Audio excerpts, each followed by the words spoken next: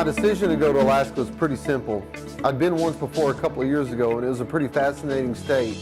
And then a fellow photographer friend of mine named John Hafner asked me if I wanted to go again to try to go photograph brown bears on the Alaskan Peninsula.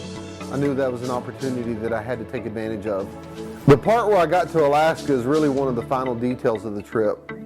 I decided I wanted to see parts of the western United States in the fall, and so really the whole trip was really broken into different acts. You know, Act 1 was driving through the western U.S., Act 2 was going to Alaska, and just the process of going from a populated place like Anchorage to a small town like King Salmon to really an out-of-the-way outback place like the Katmai National Park on the Alaskan Peninsula. In totality, it was just a great experience that I was glad to be a part of.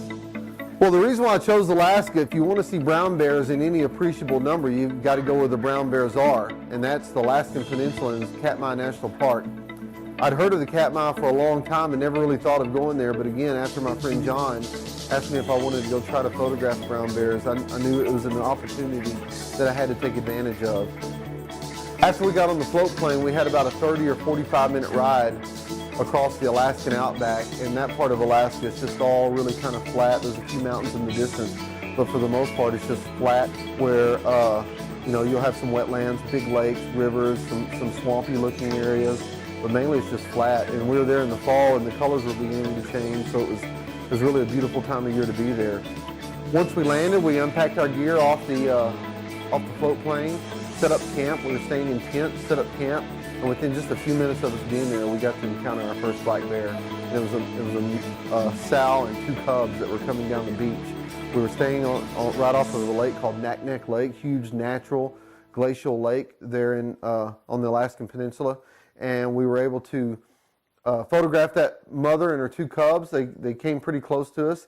It's a national park. You can't approach the bears very close, so we kind of still had to keep our distance, but overall it was just a great experience. And so really the whole trip was just hiking to find bears, hiking up to Brooks Falls.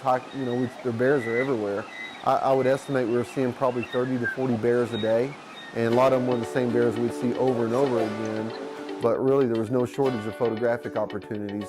Before I went on the trip, the only place I'd ever seen a brown bear or a grizzly bear was in a controlled situation like in a zoo or a park. I'd never seen them in the wild before. It's not like we were hiding. We were walking around. We were in sight for the bears to see, but they're used to seeing people. And at that time of the year, they're so intent on feeding, all they're worried about is trying to catch those fish and eat as many as they can so they can hibernate and be able to come out of hibernation the next spring. But really, one of the cool things about seeing the bears was just learning how the different bears had different personalities. For example, there was a young female bear that would come to the waterfall every day, and she would avoid the males because the males would try to fight each other, but she would find a way in and be able to avoid all the males, and she'd go stand at the top of the waterfall. And I think if you're into wildlife photography, you've seen the iconic shot of a bear standing on top of the waterfall, mouth open and the fish jumping into it. And when she got there, I thought she was going to try to catch fish that way. And so I waited trying to get that one shot. And what I found out after watching her for all that time was she had her own way of doing things. She would let the fish jump at her feet, and when they'd land at her feet, she would step on the fish and catch them and then walk off into the grass and eat the fish. And she did that time and time again. And so it was kind of neat to see that was just her way of doing things.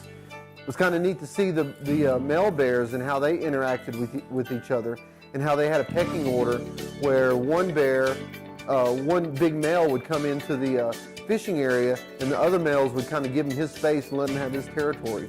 And it was just seeing them how they interacted with one another, seeing how the sows would have cubs that are almost the same size as she is, but she's still out, she's still their mother, she's still teaching them how to fish and how to hunt and how to survive.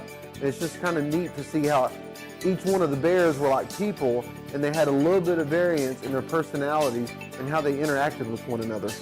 And just besides the bears, all the other wildlife I got to see on the trip, the deer, the elk, the birds, just the whole adventure of traveling across the western United States, creating just a really memorable experience for me. And it's an experience I hope to get to do again someday soon.